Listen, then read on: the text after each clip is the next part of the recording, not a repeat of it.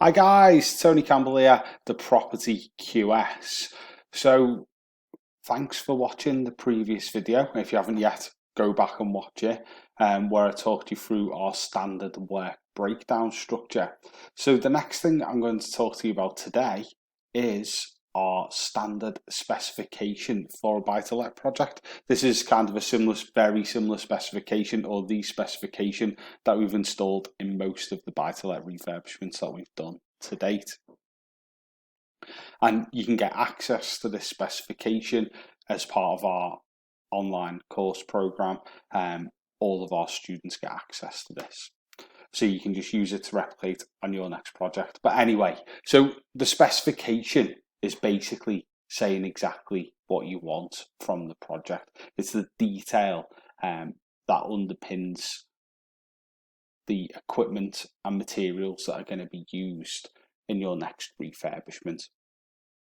And the reason we do this is to remove any ambiguity. So if you give this to the builder or tradesman that are working on your project, then there's going to be no arguments about what type of kitchen, what type of flooring, what colour the paint is, so on and so forth.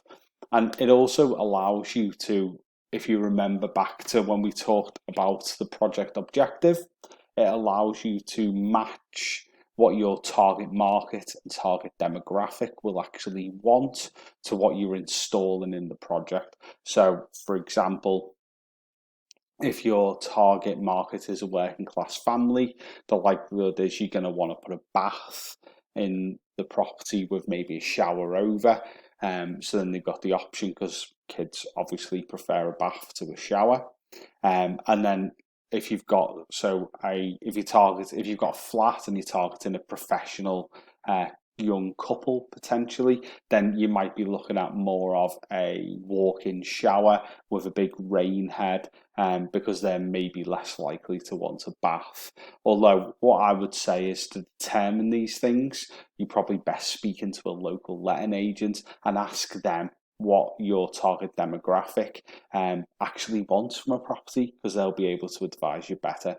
And the reason I say that is because we have buy-to-let properties that we've done before, and the tenant's been a young single mother, and that property just had a shower in, and she was perfectly fine with that, even though she had a 2 or 3 year old child.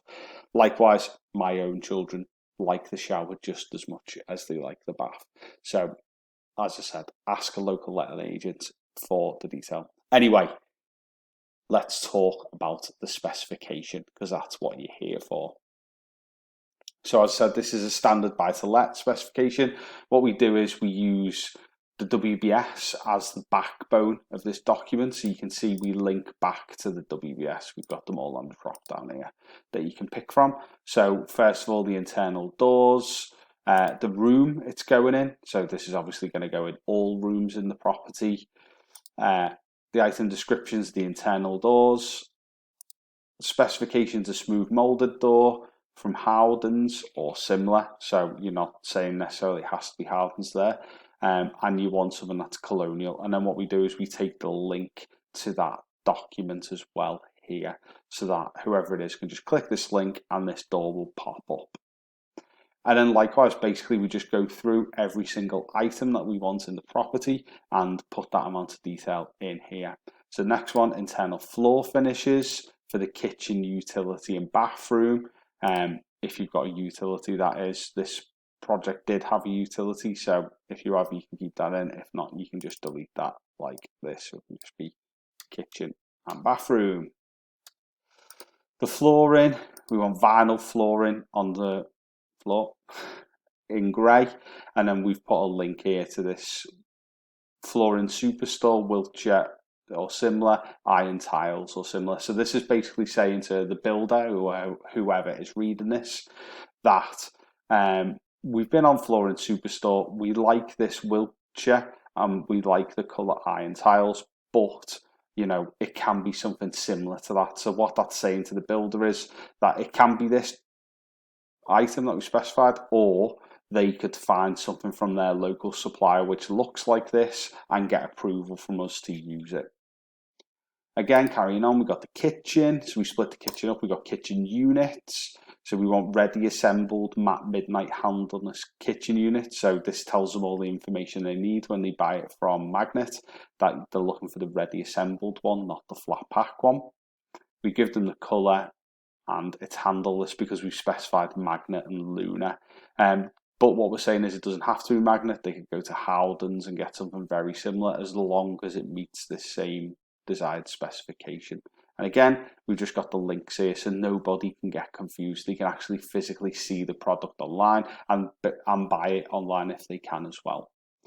Then we go down into, we're going into a lot of detail here. So we've got the appliances all linked out as well. So we've picked the oven that we want. We picked the ceramic hob that we want, the chimney hood, the sink, the tap, because then there's no arguments then. Obviously, as well as this, you're going to have to get your kitchen plan done. So then once the kitchen plan's done and has been designed, which is part of the design process, you then give that to the builder as well. So then they know exactly what's going where. But you've picked all the equipment and everything that's going in there. So again, paint. So all the walls and ceilings in white, but with feature walls in lichen, which is a Farrow and Ball colour. You can obviously pick one to your choosing. Woodwork painted white. Some Metro wall tiles in the kitchen on the splashback. Grey tiles in the bathroom on the walls. Again, linked here. Pick the carpet that we want. Ceilings again in white. Skirting boards, a Taurus skirting board, so there's different profiles that you can pick in Howden's. We just use Taurus. Type of radiators we want. All of the bathroom equipment specified out exactly what we want, so there's no arguments. The lights that are going everywhere, so down lights in the bathroom and the kitchen, and then pendants everywhere else. The type of sockets we want with some USBs in the living room or wherever you might want USBs, the type of switch, and then that's pretty much it. So you can see we try and go to as much detail as we can so then there's no ambiguity. And then what happens is when there's no ambiguity, there's no real movement on the costs that you get. So if you give this to your builder up front, they're going to be able to give you a very accurate cost back for exactly what it is that you want. And then the reality is there's likely to be little or no variation to that cost that's given to you because there's no real room for misinterpretation of your requirements. And then the final benefit of using a specification is you can use it to quality check the work. So when you go round and the project is continuing, or your project manager is, or you may be the project manager, you can use this document to check that you're getting exactly what you asked for while the work's ongoing, so you can pick items up before it gets to the end. So for example, here we've got a laminate worktop and we've asked for it to be butt jointed at the corners, which basically means they come in and they meet on a diagonal in the corners. So if you went on site and you've seen that they weren't butt jointing it, you could ask them why. You could tell them it's in the specification. So you can use this, as I said, as your quality document moving forward. Okay, well, I hope you've enjoyed this video talking about your specification. Remember, I did say, as all of our mentees do get access to this actual document plus the template so you can fill in your own. But you know what makes your life easy is you never have to go through and choose all your own stuff. You never have to worry about missing anything because we've got it all there for you and you can just literally rinse and repeat it.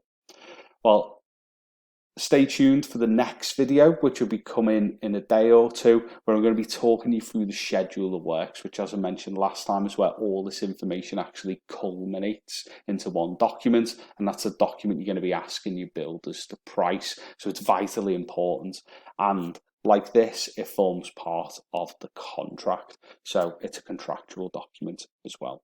So as I said, stay tuned for that, and until then, thanks very much for listening.